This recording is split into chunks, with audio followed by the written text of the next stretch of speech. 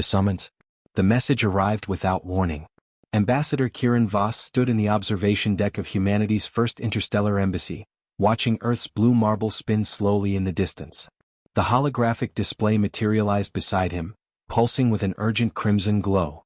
Ambassador Voss, the mechanical voice intoned, you are hereby summoned to appear before the Galactic Council. Attendance is mandatory. Failure to comply will result in immediate sanctions against your species. Kieran's jaw tightened. 6 months. That's all the time humanity had spent among the stars, and already they were being called to trial. His assistant, Maya Chin, rushed into the observation deck, her tablet flickering with incoming data. Sir, we're getting readings from across the network. The Vaker Empire has filed formal charges against Earth. Let me guess, Kieran said, his voice calm despite the storm brewing inside him. Illegal expansion. Unauthorized mining. Violation of territorial protocols. Maya nodded, her expression grave. All of the above. Plus a new one, cultural contamination. They're claiming our presence destabilizes the established order. Kieran turned from the window, his reflection ghosting across the glass. At 43 he'd been a diplomat for 2 decades, but nothing had prepared him for this. The Vaker Empire controlled 72 systems, commanded fleets that could glass planets, and held 3 seats on the council. Humanity had none. How long do we have? He asked. The council convenes in 5 days. On Arconis Prime. 5 days to prepare a defense for the entire human race. Kieran pulled up the dossier on the Vaker. Reptilian, ancient, militaristic. They'd ruled their corner of the galaxy for 3,000 years, expanding through conquest and subjugation. When humanity had begun colonizing beyond Sol, they'd inadvertently settled in what the Vaker considered their sphere of influence. Never mind that the systems were unclaimed. Never mind that humanity had followed every protocol in the Galactic Accords.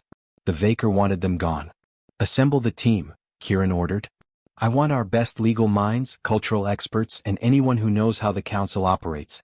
We're not going to Arconis to beg for mercy. We're going there to fight. Maya hesitated. Sir, you do understand what we're up against? The Council has 14 member species. The Vaker influence at least 8 of them. We'd need a majority vote to avoid sanctions, and right now we don't even have a voice. Kieran smiled, but there was no warmth in it. Then I guess it's time we found one. The journey. The human delegation departed for Arconis Prime aboard the Defiant Hope, a sleek diplomatic vessel designed to showcase humanity's technological capabilities without appearing threatening. Kieran knew every detail mattered. First impressions could mean the difference between survival and extinction. The journey through the quantum tunnel would take 3 days. Kieran used every hour. In the ship's conference room, his team had assembled. Dr. Amara Okonkwo, humanity's foremost xenoanthropologist. Commander Takeshi Yamada, a military strategist turned diplomatic advisor. Professor Elias Thornton, an expert in galactic law. And Maya, whose analytical mind could process information faster than any AI. Let's start with what we know, Kieran said, bringing up a holographic display of the council chamber. 14 seats arranged in a crescent, each occupied by a representative of the galaxy's most powerful civilizations. The Vaker hold 3 seats, Professor Thornton began, pointing to the crimson markers. They're led by War Master Ziwa-Xthar, who's been council chairman for the last 50 cycles. He's the one who'll be prosecuting us. Prosecuting? Maya asked. I thought this was a hearing. It is, Elias replied grimly. But the chairman controls the agenda, the speaking order, and the interpretation of council law. He's judge, jury, and prosecutor all in one. Dr. Okonkwo leaned forward. What about potential allies? There have to be species who don't appreciate Vaker dominance. Commander Yamada pulled up profiles of the other council members. The Silthene are merchants. They care about trade stability. The Vaker threaten that. The Pelnari are isolationists. They might support us simply to avoid conflict. And the Jaran. He paused. They're warriors. They respect strength. Then we show them strength, Kieran said. Against an empire? Maya's voice held doubt. Kieran stood, his hands clasped behind his back. Not military strength.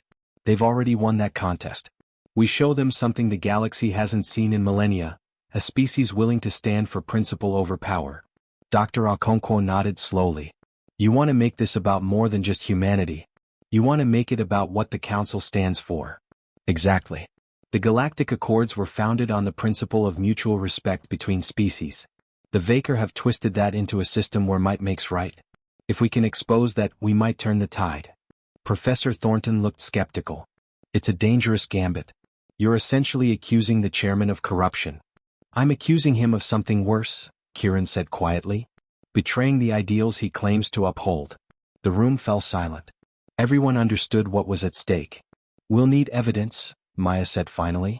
Documentation of Vaker aggression. Testimony from other species. Legal precedent. Get it? Kieran ordered. Dig into every archive we can access. Talk to every species willing to listen. We have 3 days to build a case that can't be ignored. As his team dispersed, Commander Yamada lingered. Kieran, a word? They moved to the observation window. The quantum tunnel created a mesmerizing display of light, reality folding and unfolding around them. You know this might not work, Takashi said. I know. The Vaker won't take kindly to being challenged. Even if we win at the council, they could retaliate. Kieran nodded. Earth is 40 light-years from their nearest stronghold. Our colonies are scattered, difficult to strike all at once. We're not defenseless. But we're also not invincible. No, Kieran agreed. But we're human. And throughout our history we've faced impossible odds. We've stared down tyrants, survived extinction events, and reached for the stars when everyone said it was impossible. This is just another impossible thing. Takashi smiled slightly. When you put it that way? We're not going to Arconis to surrender, Kieran said firmly. We're going to remind the galaxy what it means to be free. Arconis Prime. The Council world appeared like a jewel against the void. Arconis Prime was a monument to galactic cooperation, or so the propaganda claimed. Massive towers pierced the clouds, each representing one of the founding species. The council chamber itself dominated the capital city, a structure of crystalline architecture that caught the light of 3 suns and scattered it into rainbows across the plaza. Beautiful, imposing, and completely controlled by the Vaker. As the Defiant Hope descended toward the diplomatic quarter, Kieran noted the military vessels in orbit. Vaker cruisers each bristling with weapons. A subtle reminder of who held real power here. They're not even hiding it, Maya observed. Why would they? Commander Yamada replied. They've been the dominant force for centuries. This is their galaxy. We're just visitors. Dr. Okonkwo pulled up the schedule. We have 12 hours before the hearing. Chairman Ziwaxthar has granted us no preparation time in the chamber. We'll be entering blind. Not blind, Kieran said. Prepared. What did we learn?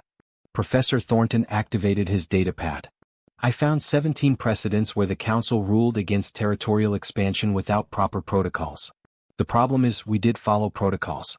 We submitted colonization requests, waited for clearance, received approval from the Interstellar Development Commission. But the Commission isn't the Council, Maya said. And the Vaker are arguing that the Commission exceeded its authority. It's a legal trap, Elias confirmed. They approved our expansion through a subordinate body, then challenged that body's legitimacy after we'd already committed resources. Kieran felt anger simmer in his chest. So we followed the rules, but the rules were designed to fail us. Essentially, yes. The ship settled onto the landing pad with barely a tremor. Through the viewport, Kieran could see the reception committee. Not friendly faces. Vaker security personnel, their scales gleaming emerald and bronze, plasma rifles held at parade rest. Welcoming bunch, Takashi muttered. As they disembarked, a Vaker officer approached. Taller than any human, with cold amber eyes and a crest that marked him as high-ranking military. Ambassador Voss, the alien said, his translator rendering the sibilant language into crisp English. I am Commander Threshvor. You will follow me to your quarters. You are restricted to the diplomatic sector until your hearing. Restricted. Kieran kept his voice level. We were under the impression we'd have freedom of movement. Impressions are often incorrect. Threshvor's smile showed too many teeth. You are here at the Council's mercy. Remember that. The quarters were comfortable but clearly monitored. Surveillance devices disguised as decorative elements. Guards posted at every exit. They were prisoners pretending to be guests. They're trying to intimidate us, Dr. Okonkwo said. It's working, Maya admitted. Kieran paced the main room, his mind racing. Takashi, what's our communication status? Limited. They're jamming our direct links to Earth. We can send and receive through Council channels only. Which means they're reading everything. Undoubtedly. Kieran stopped pacing. Then we give them something to read. Maya draft a message to Earth. Make it clear we're facing obstruction. Detail every violation of diplomatic protocol. Send it through official channels. They'll intercept it, she protested. That's the point. Let them see we're documenting everything. Let them know that if something happens to us, there's a record. As Maya worked, Professor Thornton spread legal documents across the table. I've been analyzing the Council's charter. There's something interesting in Article 7, Section 12. Everyone gathered around. The Council is required to hear testimony from all affected parties in territorial disputes, Elias read. Not just the complainant and the defendant. All affected parties. The Vaker are the complainants. We're the defendants, Kieran said. Who else is affected? The colonists, Dr. Okonkwo said suddenly. The humans who've already settled those systems. They're affected parties. And by the letter of the law, Elias continued, they have the right to address the Council. Kieran felt a spark of hope. Can we get them here? Not physically. But the Council allows remote testimony in cases where travel is impractical. Set it up, Kieran ordered. I want live feeds from every human colony in the disputed systems. Let the Council hear directly from the people whose lives hang in the balance. As his team scrambled to make arrangements, Kieran returned to the window. The city sprawled below, alien but not entirely unfamiliar. Beings of a dozen different species moved through the streets. The galaxy was vast, diverse, full of life. And humanity had barely scratched the surface. Tomorrow he would stand before the most powerful gathering in the known universe and fight for his species' right to exist among the stars. Tomorrow everything would change. The trial begins. The Council chamber was designed to dwarf those who entered it. Kieran walked down the central aisle, his footsteps echoing on polished stone that had witnessed 3,000 years of galactic politics. The ceiling arched overhead, impossibly high, decorated with constellations from every member world. Holographic displays floated throughout the space, ready to present evidence and testimony. The 14 seats of the Council curved in a crescent at the far end, elevated on a platform that forced supplicants to look up. Already the representatives had taken their places. Kieran recognized them from his research, the insectoid Sylphine, the crystalline Pelnari, the massive Jaran warriors, and others whose names he'd memorized. But his attention fixed on the 3 central seats where the Vaker delegation sat. Warmaster Zyx Thar dominated the middle position. Older than most Vaker, his scales had darkened to deep emerald shot through with silver. His crest rose tall and proud, adorned with markers of military achievement. His eyes, however, were what caught Kieran's attention, intelligent, calculating, and utterly devoid of mercy. Ambassador Voss of Earth, Zyx Thar's voice boomed through the chamber, translated into multiple languages simultaneously. You stand before this Council accused of territorial violations, unauthorized expansion, and cultural destabilization. How do you answer these charges? Kieran stopped at the defendant's platform, a small raised circle in the center of the chamber floor. Maya and the rest of his team took positions in the gallery behind him. He was alone before the galaxy's judgment. With respect, Chairman, I answer that the charges are false and founded on a misrepresentation of established law. A murmur ran through the chamber. Few directly challenged a Vaker War Master. Zyx Thar's eyes narrowed. Bold words from a species barely a century into space travel. Perhaps you'd care to explain how an empire of 3 millennia has misunderstood its own laws. Not your laws, Chairman. The Council's laws. The very foundation upon which this body was established. Kieran activated his datapad. A holographic display materialized, showing the colonization documents. Humanity submitted proper requests through the Interstellar Development Commission. We received approval. We proceeded in good faith. At no point did we violate protocol. The Commission, Zyx Thar interrupted, exceeded its mandate. Those systems fall within Vaker spheres of influence established by historical precedent. Historical precedent that predates the Galactic Accords, Kieran countered. When this council was founded, its charter explicitly rejected imperial claims based solely on proximity or historical presence. Article 3, Section 1 states clearly, no species may claim territory it does not actively occupy or develop. Professor Thornton had coached him well. Kieran watched as several council members checked their own records, verifying his citation. The Vaker Empire, Kieran continued, has laid claim to over 200 systems. Yet they actively occupy less than 80. They cannot develop those worlds, cannot govern them, cannot even patrol them effectively. Yet they insist those systems remain empty and used, waiting for an expansion that will never come. You dare speak of what the Vaker can or cannot do? One of Zwaxthar's subordinates hissed, rising from his seat. I speak of what the law allows, Kieran replied calmly. Unless the council has decided that law applies differently to powerful species than to weak ones. The silence that followed was electric. Zwaxthar leaned forward. You test the council's patience, human? I test its principles, Kieran said. This body was founded on the ideal that all species, regardless of their military might or technological advancement, would be treated equally. I'm simply asking that humanity receive the same justice the council has granted others. One of the Silthene representatives clicked its mandibles, a sign of thoughtful consideration in their culture. The human makes a point worth addressing, Chairman. The precedents are clear. Territorial claims require active presence. Or the ability to enforce those claims, rumbled a Jarun warrior, which the Vaker possess in abundance. This is a council of law, not a battlefield, snapped a Palnari, its crystalline form refracting light. We must not allow might to override right. Zwaxthar's tail lashed, a sign of Vaker anger. This debate strays from the charges. The humans have established colonies in disputed space. That is fact. The question is whether the council will allow this precedent to stand. Then let the council hear from those colonists, Kieran said. Let them hear what's truly at stake. The council hears from official representatives, Zwaxthar said dismissively. Not from individual settlers. Article 7, Section 12, Kieran countered. All affected parties have the right to address the council in territorial disputes. Professor Thornton had been right. Murmurs rippled through the chamber as council members consulted the charter. Zwaxthar's expression darkened. A procedural technicality. A fundamental right, Kieran corrected. Unless the chairman wishes to deny it? The trap was set. If Zwaxthar refused, he'd be seen as violating council law. If he allowed it, Kieran would control part of the narrative. Very well, the War Master said through gritted teeth. Present your witnesses. But be warned, Ambassador, the council's patience is not infinite.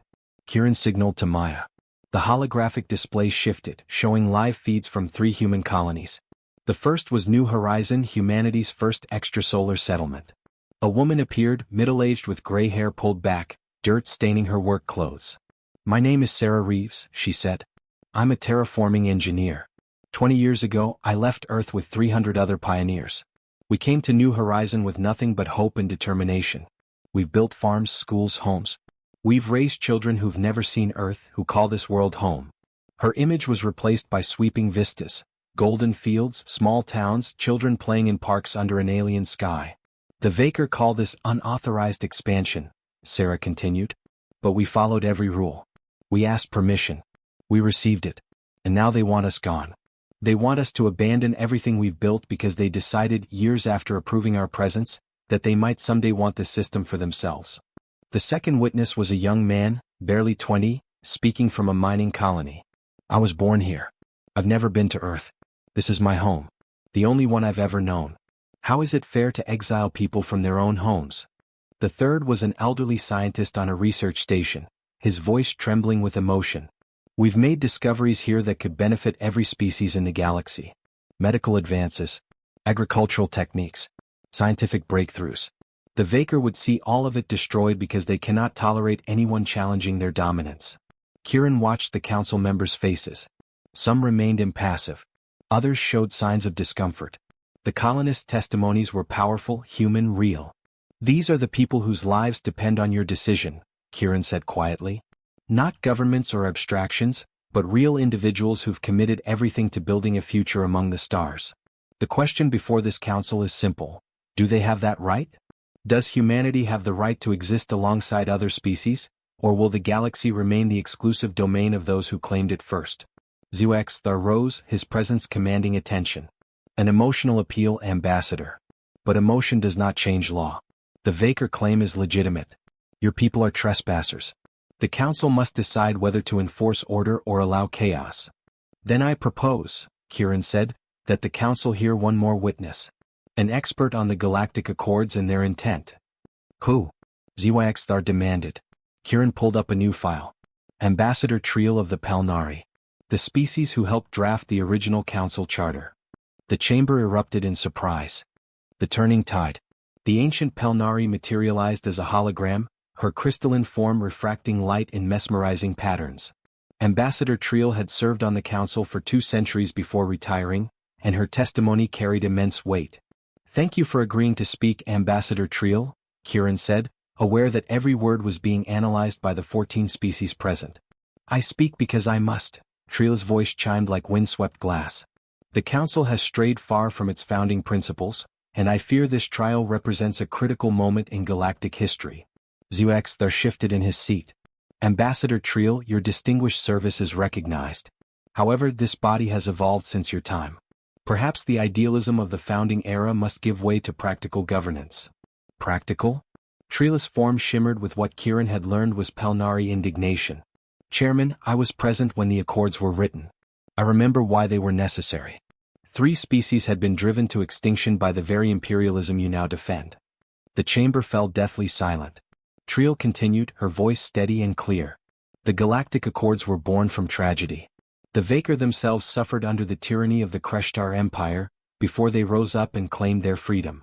The Council was founded on a simple promise: never again would military might determine which species had the right to exist. Ancient history, Ziwaxthar said dismissively. The galaxy has changed. Has it? Triel countered. Or have those who once fought against oppression simply become oppressors themselves? Kieran felt the momentum shifting. This was the opening he needed. "Ambassador Triel," he said, "in your interpretation, do the Galactic Accords permit territorial claims based solely on historical presence?" "They do not. Article 3 was specifically drafted to prevent endless cycles of historical claims that trace back through millennia of conquest. Territory belongs to those who actively develop it, in accordance with proper protocol. And if a species receives approval from the Interstellar Development Commission, then they have acted in accordance with Council law. The Commission exists precisely to evaluate colonization requests and grant approval when appropriate. Even if, Kieran pressed carefully, that approval contradicts the interests of more powerful species? Triel's crystalline eyes seemed to bore into the Council members. Especially then. The Accords exist to protect the weak from the strong, not to codify the dominance of empires. If this Council rules that the Vakar can override Commission approval simply because they possess military superiority, then the Council has abandoned its purpose." Zuexthar's scales darkened with anger. "You overstep, Ambassador. Your service, however distinguished, does not grant you authority over current Council proceedings." "I claim no authority," Triel replied. "I offer only truth. This trial is not about humanity's colonies. It's about whether the Galactic Council will honor the principles it was founded upon, or whether it will become merely a tool for the powerful to control the weak." Dr. Okonkwo leaned forward from the gallery and whispered urgently to Maya, who passed a note to Kieran. He glanced at it, then nodded. "Chairman Zuexthar," Kieran said, "I'd like to present additional evidence. Records from the Vakar Empire's own databases." "What evidence?" The Warmaster's voice held a dangerous edge. Kieran activated a new holographic display. Communication records between Vakar High Command and the Interstellar Development Commission. Dated 6 months before humanity's colonization requests were approved. The documents floated in the air, text scrolling across multiple languages. Kieran highlighted specific passages. In these communications, the Vakar Empire explicitly acknowledged that the disputed systems fell outside their active territory. In fact, they recommended the Commission approve development by emerging species to foster galactic cooperation and demonstrate the Council's commitment to inclusive expansion. Gasps echoed through the chamber. "These are confidential military communications," Zyxthar said coldly. "How did you obtain them?" "A whistleblower within your own government," Kieran replied. "Someone who believes that the truth matters more than political convenience." "Lies?" hissed one of Zyxthar's subordinates. "Human fabrications." "Then deny them," Kieran challenged. "Submit your own records for verification. Let the Council's forensic teams analyze both documents. If these are fabrications, it should be simple to prove." Zyxthar remained silent, his tail coiled tightly, a Vakar gesture of barely contained rage. The Silthene representative spoke, its voice a series of clicks and whistles. "If these documents are authentic, Chairman, they represent a grave deception. The Vakar Empire approved humanity's expansion, then retroactively claimed it violated their territory. Strategic considerations change," Zyxthar said, but his voice lacked its earlier conviction. "What was acceptable 6 months ago may not be acceptable now. That, said the Pelnari Council member, is called changing the rules after the game has begun. It's precisely the kind of behavior the Accords were designed to prevent. Kieran sensed the shift.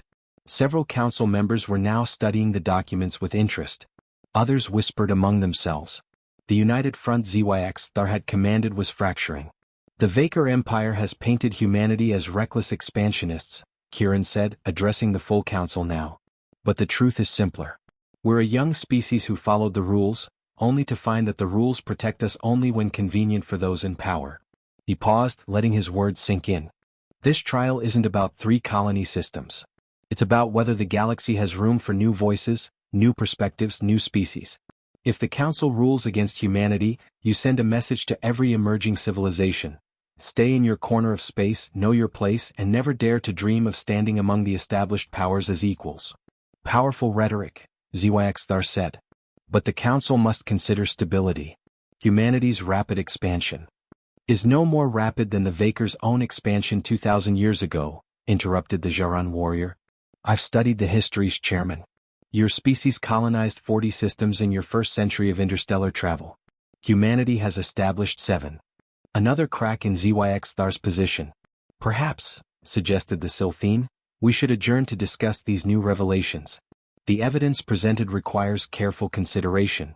ZYX Thar's claws gripped his chair. Very well. The Council will reconvene in 3 hours. But let me be clear, his gaze fixed on Kieran. Humanity will not manipulate this body through theatrics and leaked documents. Justice will be served. Justice, Kieran said quietly, is exactly what we're asking for. As the Council chamber emptied, Kieran's team surrounded him. That was incredible, Maya said, her eyes bright with excitement. We're not done yet, Kieran cautioned. ZYX Thar is wounded but not defeated. He'll spend the recess rallying his allies. Then so will we, Dr. Okonkwo said. I'll reach out to the species who seem sympathetic. The Pelnari, the Silthene, even the Jaran. Commander Yamada looked troubled. Kieran, that whistleblower. Who is it really? And what happens to them when this is over? Kieran's expression hardened. Someone who believed the truth was worth the risk. And we're going to make sure their sacrifice matters. The shadow of war. The 3-hour recess became 6 hours. Then 12. Kieran paced the delegation quarters, watching updates from Maya's intelligence network. The Council was fracturing, with debates raging behind closed doors. The Vaker were leveraging every alliance, calling in favors, making threats. We have a problem, Commander Yamada announced, bursting through the door. Vaker battle fleets are mobilizing along their border with human space. The room went cold. How many ships? Kieran demanded. Initial reports say 30 cruisers, support vessels, and at least 3 dreadnoughts. They're moving toward our outer colonies. Dr. Okonkwo's face paled. They're preparing for war. They're preparing to ignore the Council's ruling if it goes against them, Professor Thornton corrected. It's a message, rule in our favor or we'll take what we want by force. Maya pulled up tactical displays. Our colonies are vulnerable. We have civilian defense forces, but nothing that could stand against a Vaker battle fleet. Kieran felt the weight of every decision he'd made pressing down on him.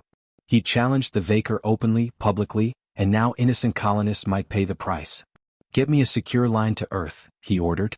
The Security Council needs to know. Already tried, Yamada said grimly. All communications are being jammed. The Vaker aren't even hiding it anymore. A knock at the door interrupted them. Kieran tensed, but it was one of the Pelnari Council members, their crystalline form shimmering nervously in the doorway. Ambassador Voss, I apologize for the intrusion. May I speak with you privately? Kieran nodded and they moved to a corner of the room. What you've done today is both brave and dangerous, the Pelnari said quietly. The Vaker are not accustomed to being challenged. Chairman ZYX Thar has spent the recess threatening every species that showed sympathy toward humanity. I know. We're tracking their fleet movements. Then you know you've forced them into a corner. They cannot back down without losing face.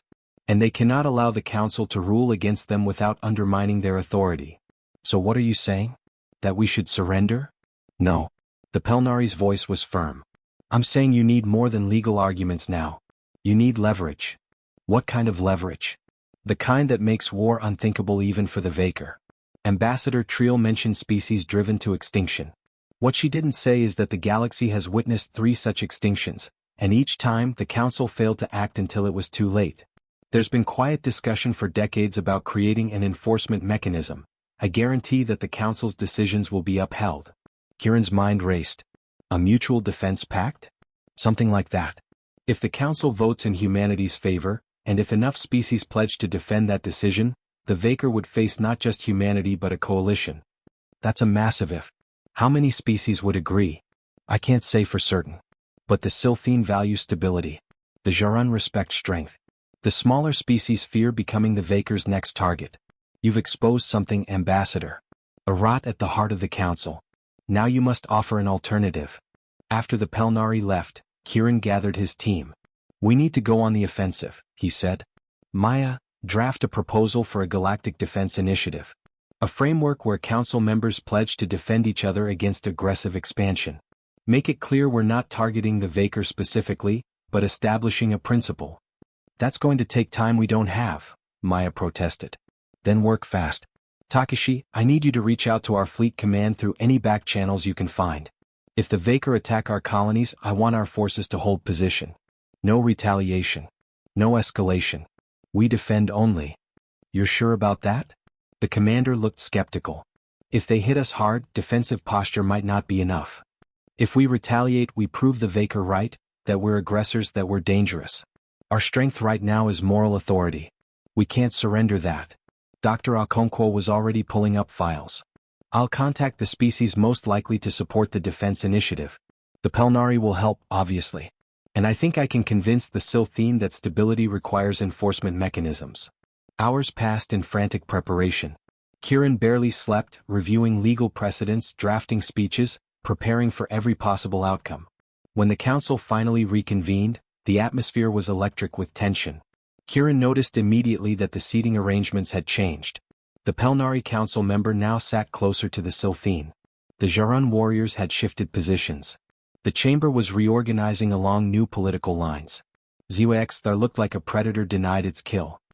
His scales had darkened further, his crest rigid with anger. The Council has deliberated, he announced, his voice echoing through the chamber. We have reviewed the evidence. We have considered the arguments. And we have reached a decision. Kieran stood at the defendant's platform, acutely aware that billions of humans across dozens of worlds were watching this moment. However, Ziwa-Xthar continued, and Kieran's stomach clenched. Before we announce our ruling, Ambassador Voss has requested permission to address the Council once more. This was it. His final chance. Chairman, Council members, Kieran began, his voice steady despite the fear coiling in his chest. I stand before you not just as humanity's advocate, but as a voice for every species that will come after us. The galaxy is vast. There are thousands of civilizations yet to reach the stars. How we treat humanity today will determine how we treat them tomorrow. He activated his final presentation. Not documents this time but images. Human faces. Colonists. Children. Scientists. Farmers. People living, dreaming, building. The Vaker Empire has mobilized its fleets. They've positioned warships along our borders.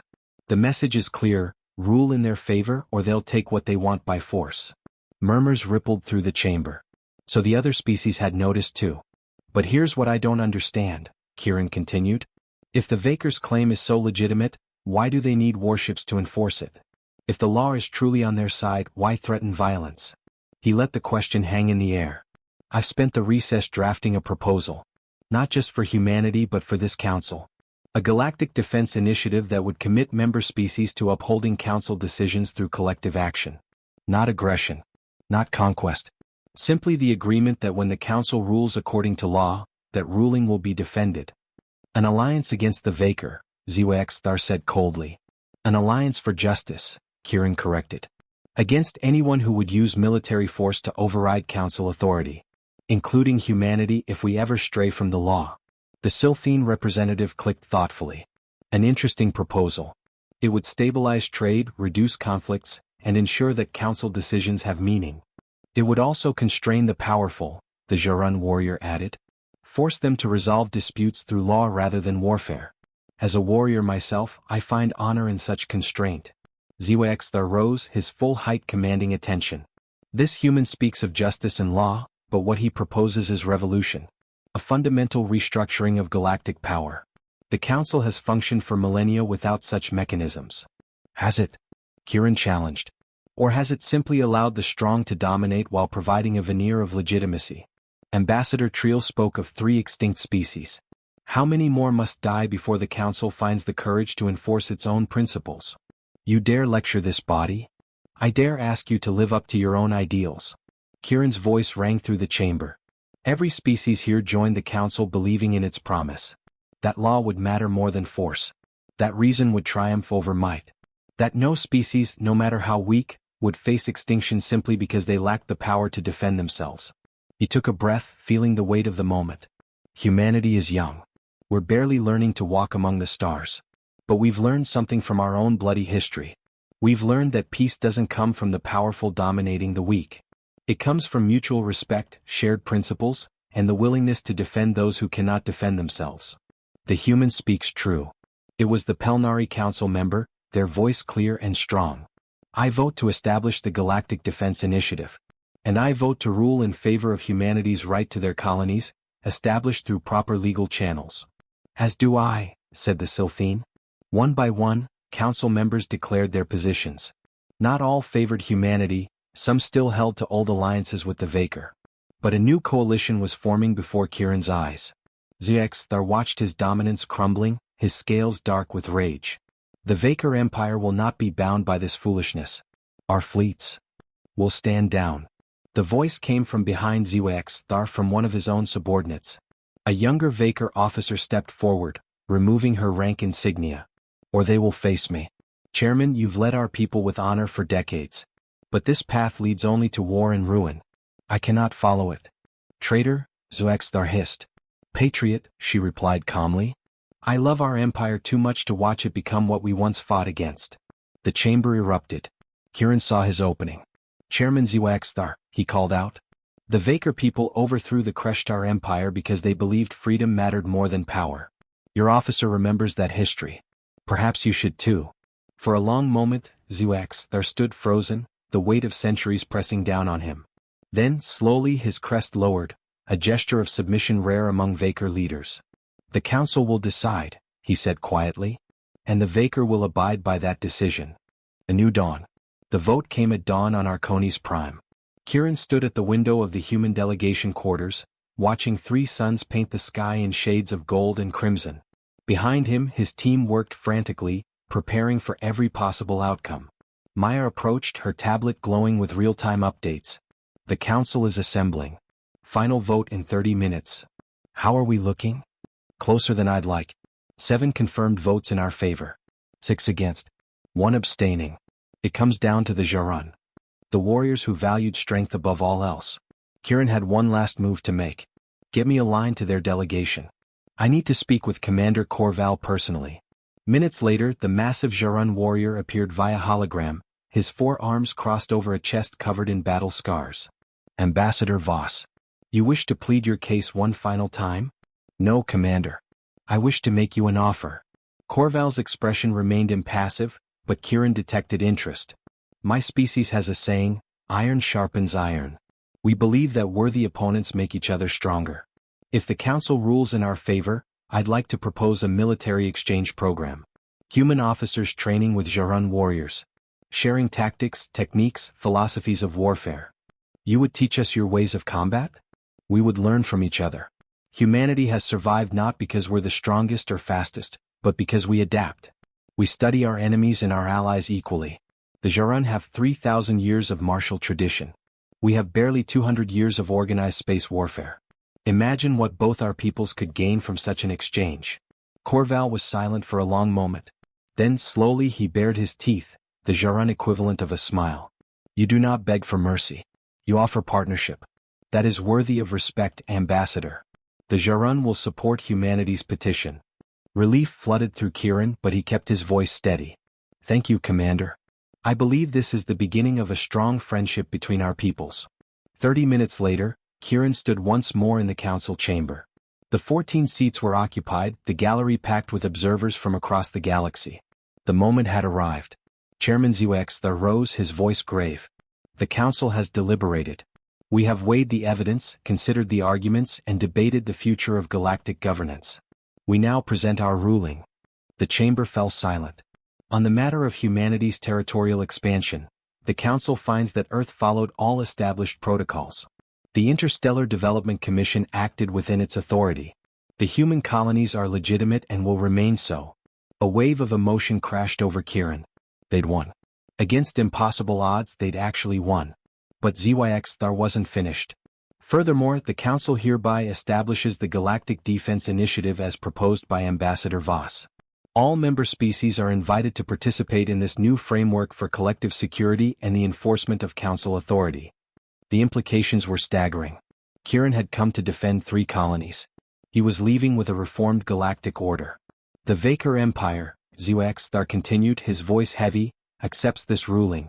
We acknowledge that power without principle is tyranny, and we commit ourselves to the ideals upon which this council was founded. As the chairman spoke, Kieran saw the Vaker officer who had defected, Commander Velshra. He'd learned her name was, standing in the gallery. She met his eyes and nodded. Change was coming to the Vaker Empire from within. When the session ended, delegates from across the galaxy surrounded Kieran. Some congratulated him. Others simply wanted to meet the human who had challenged an empire and won. Dr. Okonkwo appeared at his side, grinning broadly. You did it? You actually did it? We did it, Kieran corrected. All of us. Commander Yamada approached with urgent news. The Vaker fleets are standing down. Our colonies are safe. Maya was already fielding messages from Earth. The Security Council wants a full report. The media is calling you the guardian of humanity. There are celebrations breaking out across every human world. Kieran felt the exhaustion threatening to overwhelm him. But there was one more thing he needed to do. He found Ambassador Triel in the diplomatic garden, her crystalline form reflecting the alien sunset. Thank you, Kieran said simply. Without your testimony, none of this would have been possible. I spoke only truth, Triel replied. But you gave that truth power, Ambassador. You reminded the galaxy what it means to stand for principle over convenience. What happens now? The Galactic Defense Initiative is just words on a document. Making it real will take years, maybe decades. Then it's fortunate that your species has time, Triel said, a note of amusement in her chiming voice. You're no longer fighting for survival, Kieran Voss. Now you're building a future. As he returned to the human quarters, Kieran allowed himself to feel the magnitude of what had happened. Humanity had arrived on the galactic stage not with weapons or conquest, but with words and principles. They'd proven that courage wasn't about military might, it was about standing for what's right even when every odd was against you. The journey home took 3 days. Kieran spent them writing his report, but also reflecting on everything that had changed. Humanity had allies now. The Pelnari, the Silthine, the Jarun, and others. Even some Vaker had reached out privately, expressing support for reform in their empire. When the defiant hope finally entered Sol System, Earth had never looked more beautiful. Home, Maya said softly. For now, Kieran replied. But it's not just our home anymore. The galaxy is our home. All of it. The ship docked at the orbital station to a hero's welcome. Crowds had gathered, officials waited to shake his hand, media wanted interviews. But Kieran only wanted one thing. He made his way to the observation deck, alone for the first time in weeks, and looked out at the stars. Somewhere out there, human colonists were building new worlds. Somewhere out there, new species were developing faster than light travel, preparing to take their first steps into the cosmic community. Somewhere out there, the Galactic Council was beginning the hard work of reform. And humanity would be part of it all. Not as conquerors. Not as supplicants. But as equals, standing alongside species ancient and new, building a future worthy of the stars themselves. Kieran touched the window, feeling the cold of space beyond. His journey had begun with a summons to trial.